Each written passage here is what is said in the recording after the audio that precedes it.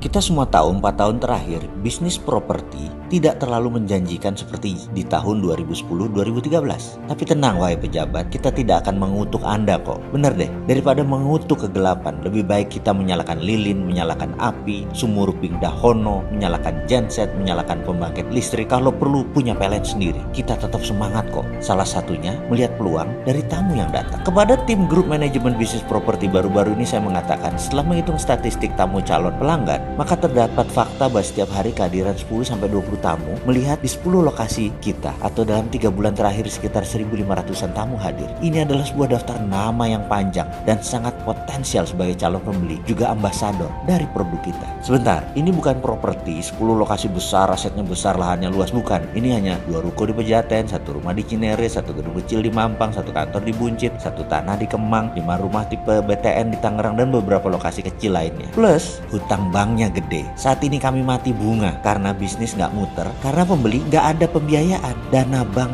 dipakai infrastruktur. Kasian ya kami pemain properti. Di sisi lain, dengan tamu berdatangan, walaupun belum beli, saya merasa sangat terhormat dan semangat. Kepada tim, saya juga memberi pesan melalui surat mingguan sirkular kepada manajemen. Pastinya informasi ini bila Anda berminat memanfaatkannya, monggo silahkan. Saya mengatakan begini kepada tim saya, di mana saya mengatakan bahwa ada hal yang harus kita lakukan kepada tamu kita, yaitu mereka harus dieduket dengan benar dan diberikan pengalaman yang seru. Logo, simbol, signage, brosur, leaflet, spanduk, billboard adalah hal yang kecil dan pernik jika dilihat. Namun, semua itu penting dalam pemrograman pikiran bawah sadar seseorang. Secara sederhana saya ingin menerangkan cara kerja otak sebelum memulai masuk kepada edukasi bisnis tentunya. Otak manusia siapapun ia, di belahan manapun dia berada, ras apapun, memiliki 2 fungsi otak. Otak kiri disebut analytic mind, otak kanan disebut creative mind. Kita tidak akan membicarakan lebih jauh. Namun, ada hal yang sama di setiap manusia, yaitu jalannya informasi, lalu menjadi tindakan dalam kerja otak. Semuanya sama, yaitu informasi selalu masuk ke otak kiri terlebih dahulu, baru pindah ke kanan, baru terjadi tindakan. Ingat ya, hukum alam ini. Saya ulangi lagi, informasi selalu masuk ke otak kiri terlebih dahulu, baru pindah ke kanan, baru jadi tindakan. Jadi, brosur, leaflet, spanduk, logo, signage adalah informasi otak kiri dari konsumen. Lalu, informasi otak kanan adalah perasaan dan pengalaman. Simbol ini tadi perasaannya menghasilkan apa? Logo tadi menghasilkan pengalaman apa? Disinilah divisi art and creative harus sungguh-sungguh menggunakan intuisinya. Setelah sisi kiri otak terpuasi, maka tidak ada yang lebih dahsyat dari perasaan dan pengalaman seseorang di dalam pemrograman pikiran. Adalah informasi langsung tertuju ke otak kanan lewat otak kiri yang terpuasi. Jadi setelah otak kirinya terpuasi dengan informasi, jangan biarkan dia menganalisa. Beri secepatnya pengalaman yang menyenangkan. Seluruh indera tamu harus terpuasi dengan tampilan yang segar dari ruangan. Mata memandang indah, telinga dengan musik yang indah terdengar, enaknya rasa makanan di lidah, harumnya ruangan, bersih dan rapihnya tertata ruangan, sehingga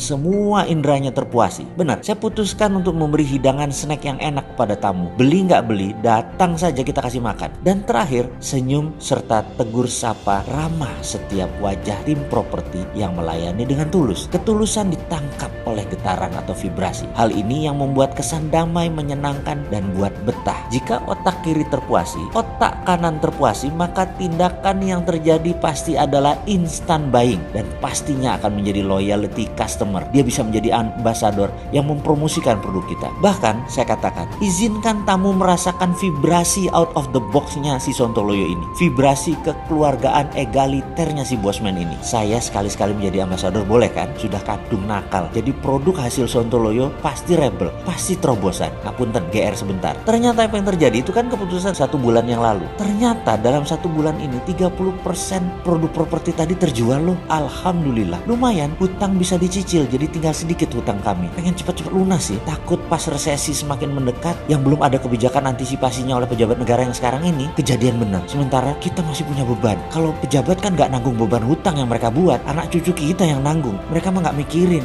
Dan namanya juga lagi jabat.